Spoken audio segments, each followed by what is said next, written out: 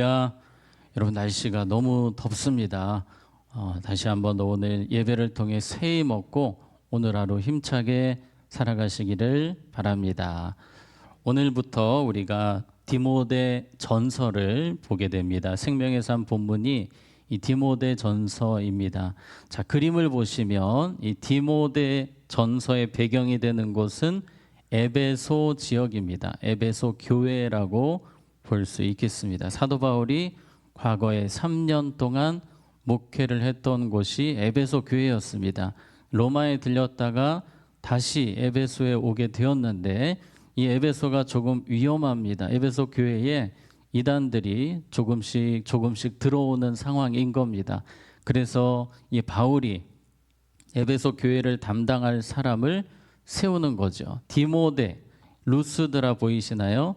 이 에베소 옆에 가면 루스드라가 있는데 이 루스드라 출신 디모데, 이 루스드라에 사역하러 갔다가 바울이 디모데라는 청년을 만나게 되었는데 믿음이 너무 좋은 겁니다. 신실한 겁니다. 그래서 그때부터 제자, 동역자로서 함께 다녔거든요. 그래서 이제 바울이 위쪽에 마게도냐, 그리스 마게도냐 쪽으로 하나님의 부르심을 따라 가야 되는데 에베소 교회가 걱정이에요. 그래서 디모데에게 에베소 교회를 맡기고 바울은 마게도냐로 떠났습니다. 자, 그 다음 그림에 보시면 그런데 이 에베소가 아주 힘든 도시입니다. 우상의 도시고 음란의 도시예요. 이 그림에 나온 것처럼 아데미 신상이 있고 아데미 신전이 있습니다.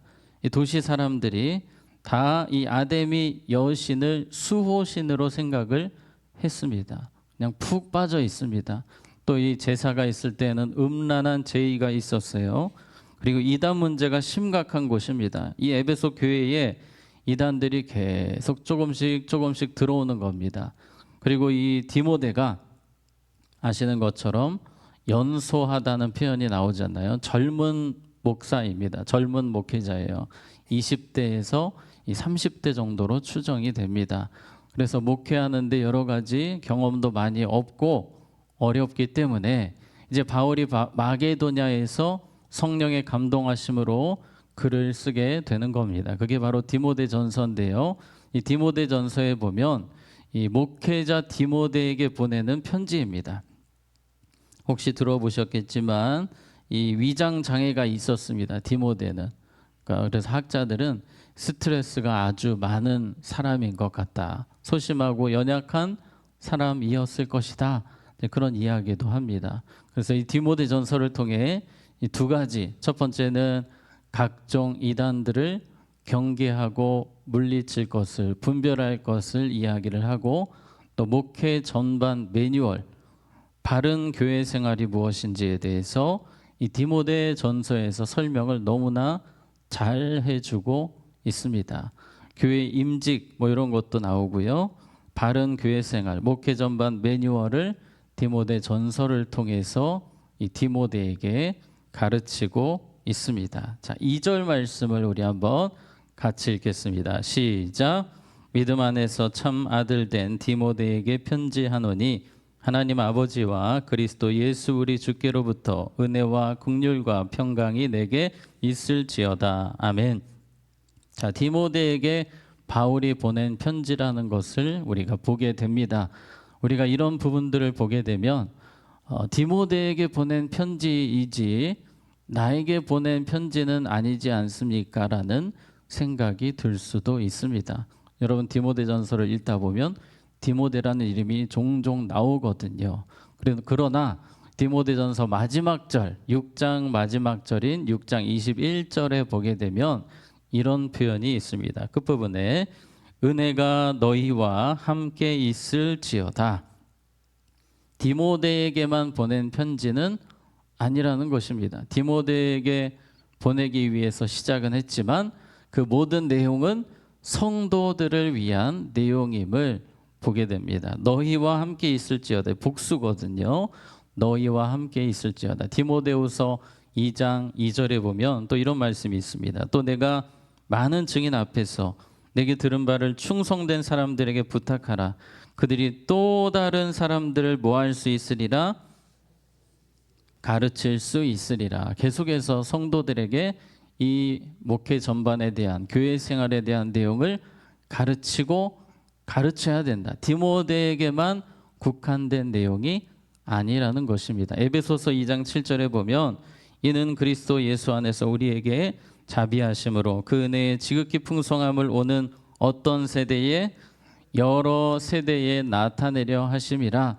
성경이 기록될 때에는 그 수신자가 있었습니다. 디모데에게 또는 에베소 교회 성도들에게 그 1차적인 수신자가 있지만 하나님은 지금 이 시대를 사는 우리까지 염두하셔서 주신 말씀임을 우리는 기억하고 오늘 나에게 주시는 말씀으로 은혜를 받으시면 되겠습니다. 자, 먼저 1절을 다시 보겠습니다. 우리 구주 하나님과 우리의 무엇이신 소망이신 예수님이 죽으셨다면 소망이란 단어를 쓸 수가 없습니다. 예수님 다시 살아나셨기 때문에 부활 승리하셨기 때문에 우리의 소망이 되셨어요. 자, 한 번 더 보겠습니다. 소망이신 그리스도 예수의 무엇을 따라? 명령을 따라. 여러분 너무나 중요한 단어입니다.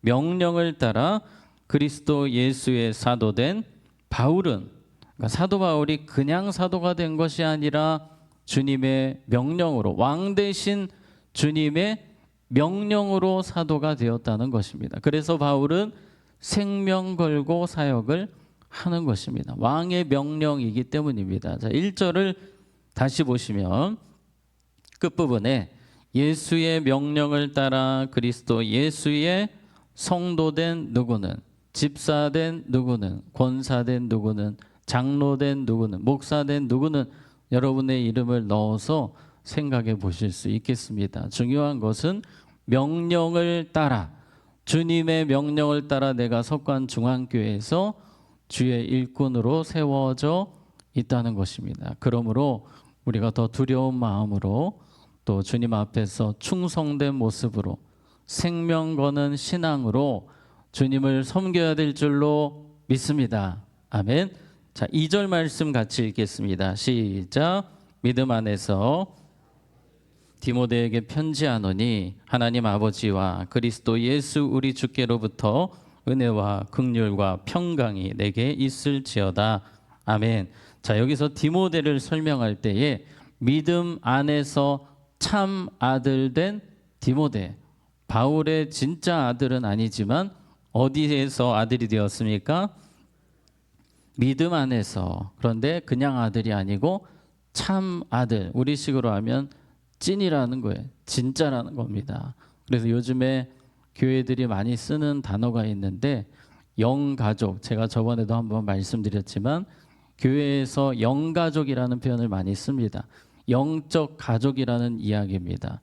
우리가 예수님의 보혈로 가족이 된 사람들이에요. 바울은 아들이라고 표현할 때에 진짜 아들이라는 표현을 쓰는 것처럼 우리 성도님들 사이에서는 정말 우리가 주 안에서 진짜 가족이다. 영적 가족, 믿음 안에서 진짜 가족이라는 마음으로 서로를 위해서 더 기도하고 사랑하는 공동체가 되어야 합니다.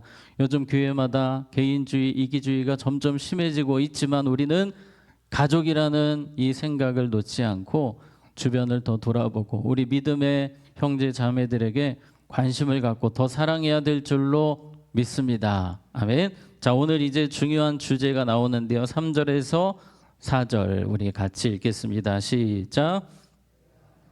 갈 때에 너를 권하여 에베소에 머물라 한 것은 어떤 사람들을 명하여 다른 교훈을 가르치지 말며 신화와 끝없는 족보에 몰두하지 말게 하려 함이라.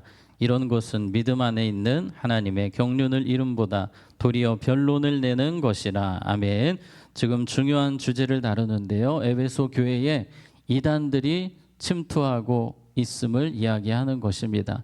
그 당시에 유대교 율법주의자들이 교회에 들어왔고 또 헬라파 이단들, 영지주의자와 같은 영혼만 중요하다, 육신은 쓸모없다라고 하는 이런 영지주의자들이 계속해서 교회에 들어오는 겁니다. 그래서 성도들에게 성경 공부를 하자고 하는 거예요. 마치 요즘에 신천지처럼 성경 공부를 하자고 하는데 어떤 걸 하냐면 우리가 방금 읽었던 내용처럼 이 족보를 같이 공부를 합니다. 어떤 족보냐면 창세기 때 나오는 그런 족보를 가지고 자기들끼리 만들었어요.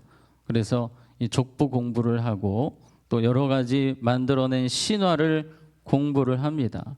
사람들이 빠져드는 거예요. 재밌거든요. 그런데 문제는 오늘 4절 말씀 다시 보시면 신화와 끝없는 족보에 몰두하지 말게 하려 함이라. 이런 것은 믿음 안에 있는 하나님의 경륜을 이름보다 도리어 무엇을 내는 것이라? 변론을 내는 것이라. 열심히 공부를 하는데 열매는 변론밖에 없어요. 서로 논쟁하고 그냥 그게 끝입니다. 논쟁하다 보면 이 족보 이야기를 하다 보면 누가 더 높은 사람이니 누가 더 대단하니 이런 이야기를 하면서 분파가 생기고 분쟁이 생기고 교회에서 열매가 좋지 않은 거예요. 열심히 성경 공부는 하는데 서로 싸우고 다투고 분쟁하는 일들이 생기는 것입니다. 그래서 바울이 이 부분에 대해서 절대 이렇게 되면 안 된다. 그래서 몰두하지 말라. 4절을 우리 다시 보시면 몰두라는 표현이 있죠. 신화와 끝없는 족보에 뭐하지 말게 하려 함이라. 몰두하지 말게 하려 함이라. 계속 빠지는 거예요. 우리는 오직 복음만 몰두하면 됩니다. 말씀만 몰두하면 됩니다. 다른 곳에 몰두하니까 열매가 나타나지 않는 거예요. 교회가 더 어려워지는 것입니다.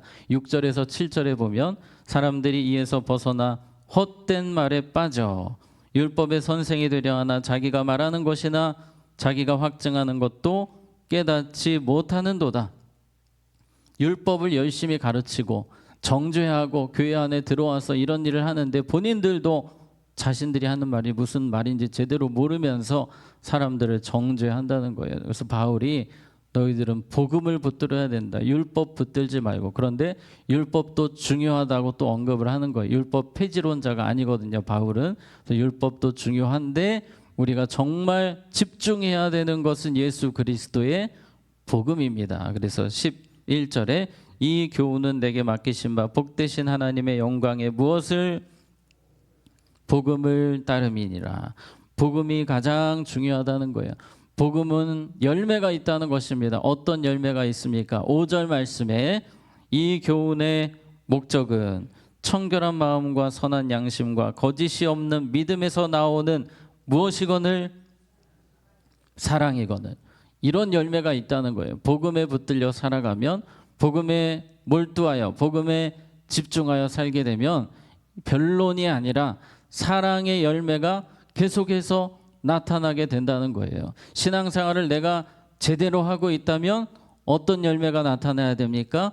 사랑의 열매가 계속해서 나타나야 됩니다. 제가 지난주에도 이 거룩에 대해서 이야기하면서 사랑에 대해서 말씀을 드렸습니다만 오늘 말씀에도 결국 사랑이라는 것입니다. 우리가 신앙생활 잘하는 것은 사랑의 열매가 가정에서 교회에서 나를 통해서 계속해서 맺히는 거예요. 우리가 모든 것으로 구제하고 내 몸을 불사르게 내어줄지라도 무엇이 없으면 사랑이 없으면 아무것도 아닙니다. 아무 유익도 없습니다. 사랑입니다. 사랑.